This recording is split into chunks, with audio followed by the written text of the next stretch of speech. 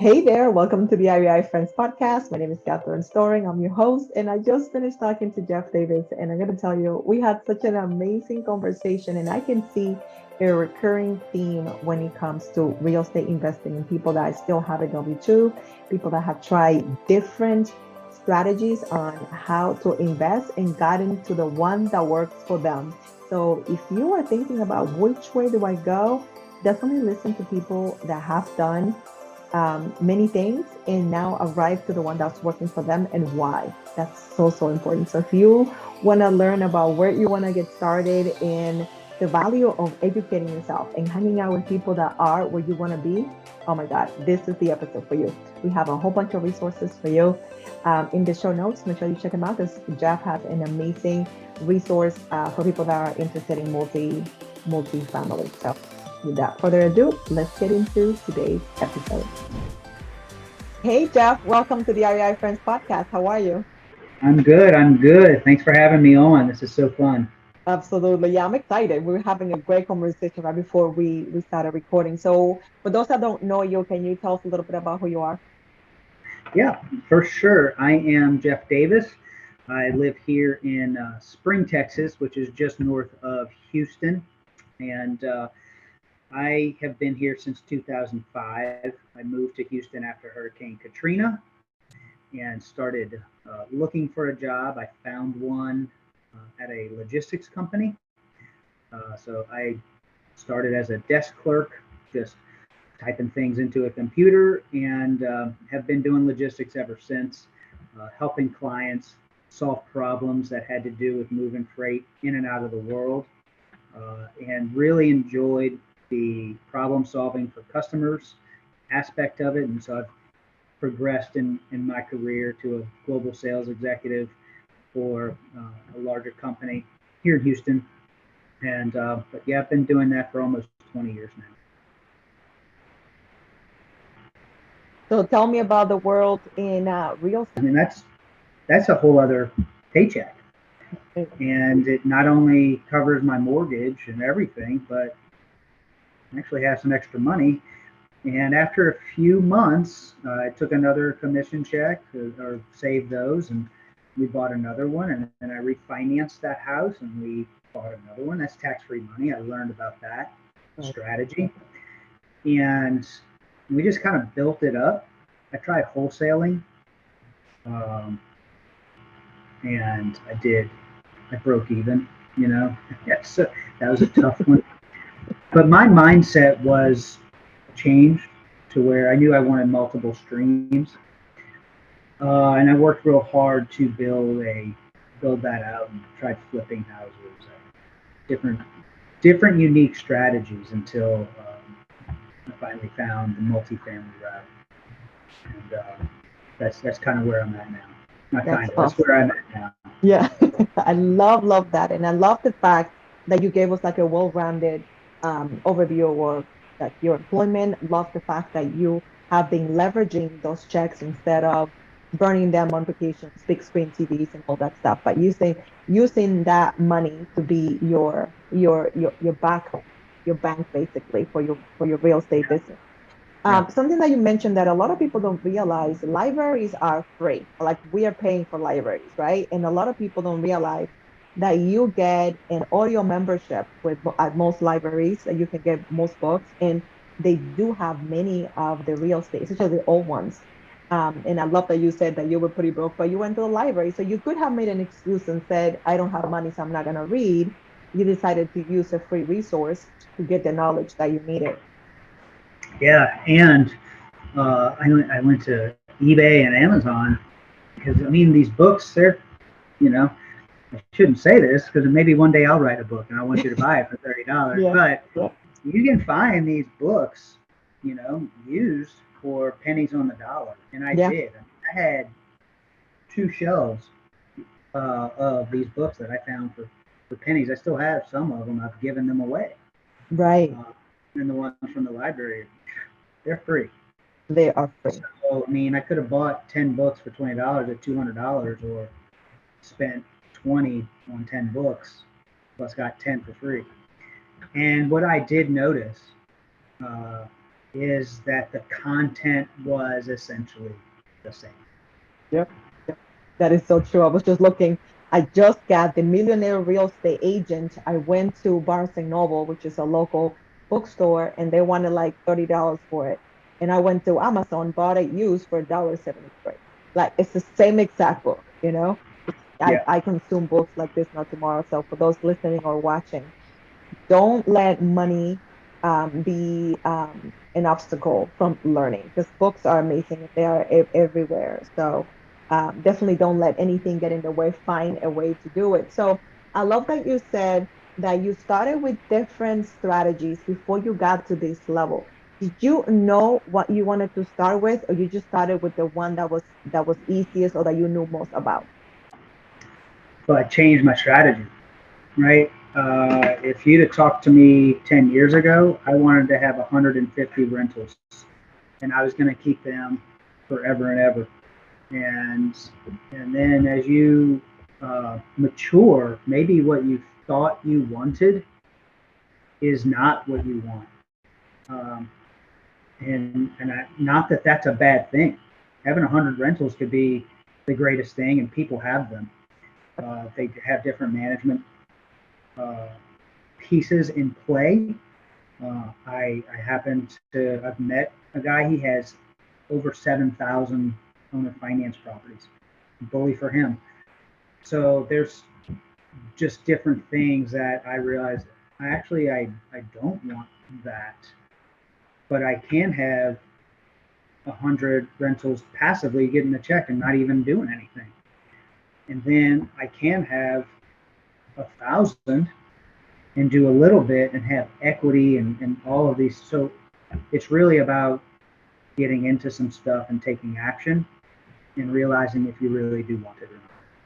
Right. That is so good. I'm glad that you went there, because I was going to ask you, but you did it naturally. So thank you. So you couldn't have known what you really wanted if you didn't try something, Mm-hmm. realize what it took to do that, to have those many houses, and realize that's not what I want, and then do different things. And then with time, you got to a point where you're like, now that I have tried these different things and I'm in the game, now I want to do this strategy. So it's not just contemplating, reading, and learning, but it's getting in the game, trying some stuff, and then landing to where you want to. Do you agree with that? Yeah. Yeah, but I'll tell you, most of my friends have all told me that they don't want rentals and all the nightmare stories about it. And I was like, all right, well, I think I really do. And I'll tell you, I am an awesome landlord.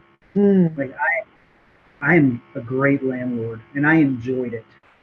So I am not. You're not going to hear horror stories from me. I can tell you bad things that happen as a property owner and landlord because they do occur. But I'll also tell you that the benefits far outweigh all of that. So uh, if I'd have listened to the many people, including my parents, that said, no, that's a horrible thing, you don't want to do all that, then I would never have owned another asset other than the house I lived in. that is so good. There's so So many they so just many want you to times. do like mutual funds and ETFs, right? Yeah, 401k. yeah. The thing is that I noticed for people is that if they have an experience and somebody shares that they're gonna try that same thing, they're trying to impose their experience, not knowing that things have changed, that you're not them, that maybe you're looking for what they are not looking. So I have always taken the approach, particularly with movies or any recommendation. I'm gonna make my own decisions, just because I know that experiences are subjective. So I'm glad that you listen, but you're like, you know what, I gotta try this out. And I bet there are some things that you learned along the way doing that help you make this different decisions in your business. Yeah, yeah. You adjust your risk profile, Right. and and then you can offer that to somebody else who says, I'm going to do this. I mean, I had a call with an investor just Wednesday who was asking about self-directed IRAs and all. Do I know about them? And I have had quite a lot of transaction in my self-directed, and I'm just giving him all the good and what to look out for and what the consequences can be. I said, man, I'm just telling you from my mistakes. Right, Just right. And look yeah, out. I love that. And you're telling him from your own mistakes, not from something that you heard from somebody else 5 years ago. Like you did it, Right. you lived it. And that is Yeah. a very different experience from someone saying, I heard the cousin of my cousin or my Mhm. friend or something. Like I lived this, Right. this is what I did. And that's a whole different feedback to listen to than someone that says, I tried that 20 years ago. And they're not even doing that anymore, you know? Yeah. Yeah. And that's all. I mean, I want to be a resource, Yeah. because somebody might tell me, like, hey, I'm all in on these types of investing. I was not good at wholesaling. I will be very open about that. I do believe wholesaling is a very attractive method of investing. My experience does not mean that Mm, it is a bad method, because I know some very successful wholesalers. Like they are, in fact, I have a couple I consider mentors. Uh, it just didn't work for me. I will not pass that on to somebody and say, don't do that. I'll try and introduce them to Gabe or Mike, because these guys are great. They can do right. what I couldn't, Yeah. and they're doing That is. 17 to 20 flips a month. They're killing it. So, hey, guy, don't listen to me. But these guys, they got it down. They know how to do it, not me. That is such a great advice. You mentioned earlier that you changed your risk profile. Talk to me a little bit about that. So, what is that? Well, I had a very bad experience with buying a property that had a tenant in there. And so, without getting into the Yeah. 45-minute, I will just say it ended positively for me. Okay. But it entailed lawsuits and courts and, working very closely with my private lender, which, you know, if it was a bank, you're not getting that kind of leniency. Right. But my relationship with my private lender really came into play here, and trust. Uh, but, you know, my eyes were wide open, and I learned a lot about real estate law going through that. So my risk profile was, if it ain't vacant, I ain't buying it. Again, that is me. Yeah. There are investors who are very well versed about buying property with tenants in place. That makes sense. So, basically, your risk profile is what am I willing to get into? Like, what is my bottom line? What are the type of properties, the type of tenants, type of investors I work with? Have that very well defined and then use that as a guideline moving forward. Did I get that right? Yes, yes. Once you start taking some lumps on the head, when you start, your eyes get wider. Yeah. And you start, your vision gets more peripheral of, this can happen, this can happen, and you even start to get to a point where you recognize how the interest rate is going to affect you 6, 12 months down the line, good and bad. Yeah. I like, as the interest rates rise, it's actually a buying opportunity, because when they fall, you can make a real windfall. Right. Right. So good. So you tried different things. You said wholesaling was not for you. When do you realize that you wanted to go? When into your real estate career did you realize that multi-unit was the way to go for you? Yes. So once I started flipping pretty heavily, which was the past most about 2 years ago and through 2021, and getting out of all my rentals, um, it was very busy. Right. We talked a little bit. I have a W-2. I Hmm. have 5 kids. I was flipping like crazy because real estate was nuts last year. It was not scalable for me. I Hmm. even hired somebody to manage some of the in between of properties and contractors. And that actually created more work and Wow. more cost. So it was supposed to just, increase costs, but be able to help me leverage and do more. And it Right. did not. I was doing less and spending more. It really, At that point, I talked to one of my investors who is in the multifamily space, and I'm looking at them, and they are just consistently scaling up, buying another multifamily unit, buying another building. And I talked to him the morning before. I was at 1 o'clock in the morning delivering materials to a property so that the contractors had what they needed. And it was something really minor. Yeah. And it caused them to leave the day before. Something like caulk or baseboards. And they completely left at 11 a.m. because they couldn't do it anything more. So we're talking a whole day that Yeah. nothing's getting done at that property. So I have to go very late. Next day I told them, I can't seem to scale this business. And I'm exhausted. And so we talked at length about how multifamily is very scalable very early on. And it's a process, and but it's doable. And so I got into their ecosystem with coaching, and that's how I got into. I sold everything single family last year, and got into the multifamily.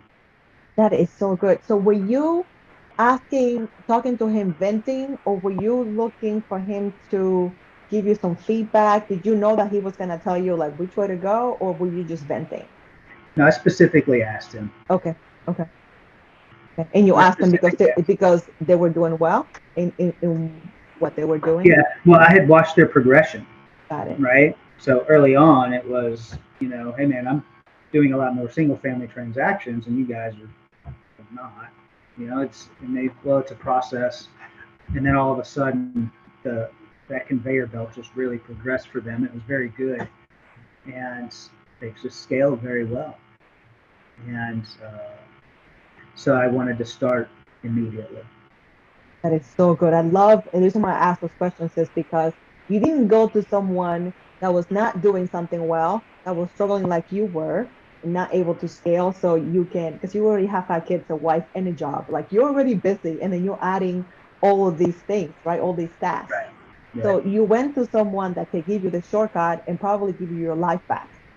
And that Mm-hmm. right there is a hack on itself. Just go to people that already have a system and a process that's working that you Mm-hmm. can emulate instead of trying to reinvent the wheel. And I love the fact that you didn't keep doing the same thing expecting a different result, which sometimes we tend to do. Right.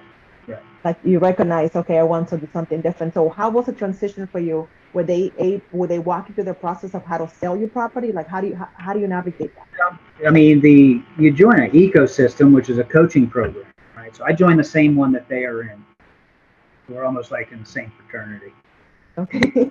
And the main point of that is to get that education and learn how to underwrite a large commercial property, a small one, how to source those deals, how to sell them, how to manage them, and what it is that you're doing. And you quickly understand that it's a very different network, and that some of the items from a single family world will translate, mostly the skill set, but uh, it's all different. It's 90% different. It really is. That is so good. And I love the fact that you decided, I'm not gonna try to learn this by myself, right? You could decide, hey, I am gonna stop what I'm doing and I'm gonna liquidate my portfolio and try to figure this thing out. You're like, okay, I'm gonna pay to get in and I'm gonna pay for the shortcuts. Yes. And I love you said the ecosystem. So they've been doing this. So they kind of know Mm-hmm. what they're doing. I'm gonna just join this in and change my life. So what has happened since you did that? Yeah, I mean, the being a part of an ecosystem, and anybody who's thinking about joining a multifamily ecosystem, I suggest that you study about them and get referrals. You can call me, and I will give you my feedback from what my research told me and why I chose the one that I'm in. Uh, but it is a very important thing because you're going to have very experienced performers doing it for 10, 20 years. And then you're going to have people just entering the game. You're going to have people who have 20 vacation rentals, but they want to do this. You're all different levels and all over the country. And it's really nice to have people in your ecosystem in your city. Uh, we actually have 2 meetups here in Houston that have been started by people in our ecosystem, and they're just thriving. And it's somebody to talk to and ask questions and get encouragement, and most importantly, partner on deals with. Right, right. Get Yeah, so that real experience. yeah, so it sounds like proximity is important because then they also know they understand your market. And if you have a question that someone in another state might not be able to relate because market to market is different. Markets are markets, and if you're in a market like California or New York, you're probably not transacting in those markets. So if you're in an ecosystem that is heavy in Tennessee, or they have membership, then you trust the buying criteria of the training, and you can find people to build a relationship that you trust as boots on the ground, and you can immediately begin partnering with those operators and building a portfolio across the country. Very popular. It's very popular. That is so good. So that kind of gives you more confidence as to getting started or upscaling because you have people kind of boots on the ground and people with experience as opposed to you being far away and trusting people that you don't know and you don't know if they're reputable or if they know what they're doing. So having Yeah, someone that's doing I it. will tell you, one of the partners that I am regularly in contact daily, we text every day. We're in a WhatsApp, and we probably have a Zoom call twice a week talking about properties. He's in New York, and the guy is a genius on the spreadsheet. But exactly what I was just mentioning, right? He's in New York. We're always looking at deals in Texas, San Antonio, Austin, Dallas, and Houston. He's not looking in New York. Right? Yeah, no point. No point. Right. I had a call with somebody in our group from Seattle because he's looking here, and that's the benefit for them. Seattle's hard. Right. Yeah. Yeah. And I love the fact that you're there. So now you're not a newbie, like you've been doing this for a little bit. So you can be a resource for them. So that's the beauty of getting started because even though you kind of just made the move to multifamily, you are in the ecosystem, you are in the state that many people are buying. So now you have, and you know the rental market, like you've been doing that, right? So now Yeah. you can be a resource to somebody else. So it's the benefit of trying different things. Neighborhoods don't change. Just because that's one thing that's the same. Single family and multi neighborhood's still the same. Right. Income doesn't change. That's right. That's There's so good. just the financing and the management changes, but Right. neighborhoods don't change. That's so good. That is so so good. So how has how's your quality of life changed since you made that move to moving all your portfolio to doing multifamily? I'm not running around with contractors all the time, and that's very different. When you scale up to the multifamily, property management handles everything, and the way that you underwrite deals is with a professional property management company. Working with brokers, your networking is with brokers and with investors. So you can definitely see where the light is at the end of the tunnel to go ahead and do this full time if it's something that you like. Right, right. That's the beauty of it. You're doing it, and then if you don't like it, that's what I love about real estate. There's so many different strategies to try, so many different ways. You can be very active, you can be kind of passive, you can be completely passive, and some people don't even know what they're invested in. They just get those checks, and they're Yeah, perfectly I okay with think, that. and to me, I think the best path is to be a passive investor, right? Where you're just getting a check, you don't do anything. You let a guy like, that's an operator that's outsourcing apartment deals or warehouse. He's a syndicator. You don't know if you want to be a landlord, and manage all that, or a Verbo operator, if you don't know yet, but you know that your savings account is suffering 9% inflation and you need to beat that, then I would certainly be a passive investor. I personally will always be a passive investor, even though I am an active investor, Right. because it's such an awesome deal. You get the tax benefits, you get the cash flow, you get the equity. It's really a very solid, um, risk adjusted play. Right. I love that. So I think you just gave quite a few people another option. People that don't have the time, that their W-2 is quite involved, so they don't have the time or the bandwidth to take on active passive investing, and they have the income sitting somewhere, or like you said, losing money due to inflation. So I think they'll definitely be looking into that. So what's coming up for you and your wife? We were talking offline earlier that you might be looking, we're talking about midterm rentals and short-term Yeah, rentals. So that's something that you think you guys, that she'll take on, and then maybe you might yeah, be interested? yeah. She thinks she actually found one today. We're gonna go tonight and take a look at it by some lake that's like an hour away.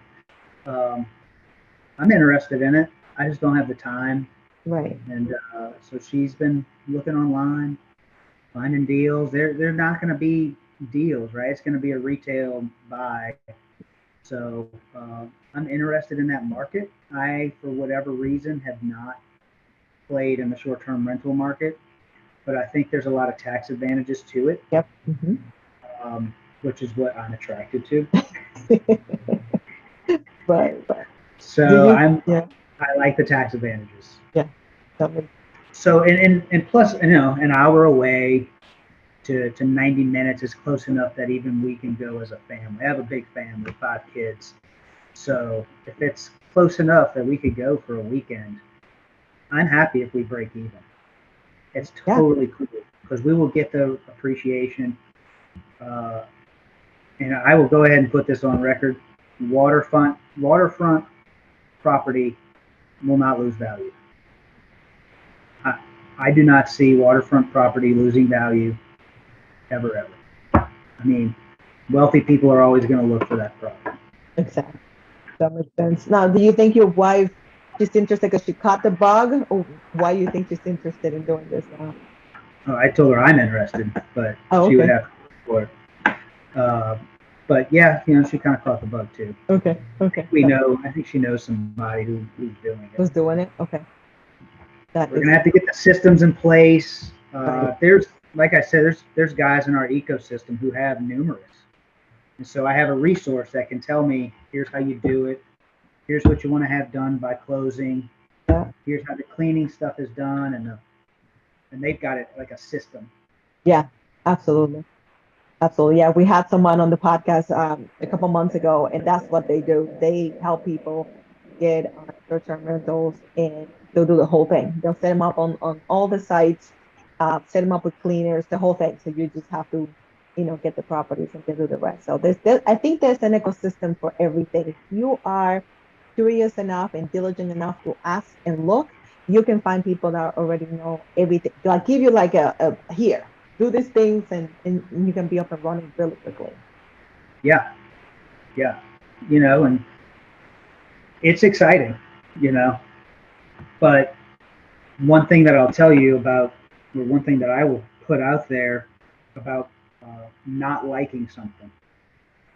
If you get into it and you don't like it, it's a hard asset. I mean, so what is it that you'll be able to sell it? Right, right. Yeah, if you don't like it, just get rid of it. Yep, that's so I good. mean, somebody will buy it, and Somebody will buy that's it. what's nice about real estate is I'll tell you, I've had some lumps on the head. However, I have come out on top, and it has been a very good ride. And the benefits, they always outweigh the costs. So far, I've had a good So far. run. That's right. So far, I love that. So let me ask you this question that I ask all our guests. If you were to start again today, knowing what you know now, what would you do differently than you did at the beginning? So I would start. in the commercial real estate space. Okay. And not that I have anything against single family. I learned a tremendous amount, but it is a total mindset thing. Mm. I can tell you that without confidence, 10 years ago, 7, whatever it is, there was a mindset for me that you have to do this. Let me just go this route with a house and being a landlord and earning my stripes and try all these different things. And then I'll be able to buy an apartment complex. And I will tell you right now, it's not how it works because of what we talked about earlier. It does Yeah. not translate. Yeah. And it's about the network and your team. And the sooner you build that team, the sooner you're going to realize the same success that you would have on a single family.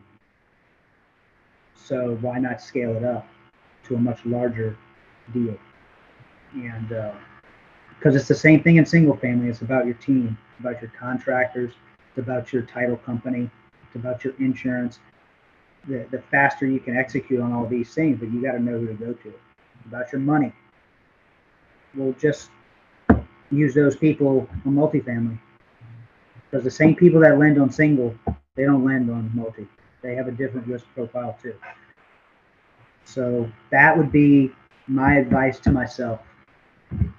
That's so good. 100%. Yeah. I love that. Love that. Thank you so much for sharing. If somebody wants to connect with you, where do you hang out the most in social media? Mostly I'm on LinkedIn, but there's Okay. about 5,000 Jeff Davises. So if they want to connect with me, I wrote a report, the 7 reasons why we love multifamily, and they can find that at multifamilyadvice.com. And all they'll have to do is put in their email, and it'll shoot it right to them, and they'll have an opportunity to schedule a call and literally ask me any question you want. I'm happy to give you the pros and the cons. I might be able to help navigate your way through your first deal. I'd be happy to do that. Yeah, that's It's free to awesome. talk. I don't charge money. I love That's, talking deals. oh my God, I can see that. That's awesome. So it's multifamilyadvice.com. We'll put that in the show notes as well so they can click on it. Anything else that you want people to know about that you are excited that you are participating on that you want to connect Yeah. with people on? So we are doing a deal right now. Last 2 months ago, we closed on a 300 unit apartment complex in Houston, Timberwalk. We just acquired the property right next door. It's called Madison at Fair Creek. It's a 180 unit deal. So we are looking for investors. Now, this is a 506B, and we did not get into all the classifications, which means if you are interested in investing, I am very happy that you are, but I am unable to, welcome you in. There's a seasoning period from the time that myself and a potential investor can meet, and then have marketing for potential investment. But if you would be interested in a property such as that, being a partner, receiving cash flow, getting equity appreciation, and having a 15 to 20% return per year, then sign up and let me tell you more about these offerings that we are having, right? And how we operate them and what it means for you and some of the tax advantages. And I'd be happy to walk you through all that. Awesome. Okay, we'll put your information. Oh, that sounds pretty exciting. That's so awesome. And Yeah. definitely, I'll connect with you on LinkedIn. I'll see if I can find you, and I'll put the link on the show notes because I know Jeff Davis is probably a pretty popular name on LinkedIn. It absolutely is. Awesome. Yeah. So if you can shoot it to me, if not, I'll find out. Let you know. And good luck with the property. Yeah, I will send you my link for LinkedIn. Yeah, that would be perfect. Yeah. And good luck with the property for the short-term rental. I hope that it works out. That would be pretty cool if you Yeah, get always looking. You know how property searches go. Yes, absolutely. Always looking. I love that one. It was such a pleasure to have you. Thank you so much. I know that people are gonna get a lot of information out of this episode. So thank you so much. Thank you. Also, my pleasure. All right, guys, there you have it. Jeff was so very generous with his information and his journey. I love the fact that he's tried so many different things, but it's not ashamed of that because that's how you connect with him on LinkedIn. We're gonna put the link. I just got it. Thank you. We're gonna put it in the show notes as long also with the multifamilyadvice.com link. If you're interested, if you want to learn about it, definitely hit him up and sign up for that report because I know it's gonna help you. Make sure that you listen and watch on Spotify or YouTube so you can uh, don't miss any of the episodes. See, I got distracted again. There we go. Thank you so much. Make sure that you subscribe. Remember that I love you, that I'm rooting for you, and I'm going to see you super duper soon. Bye.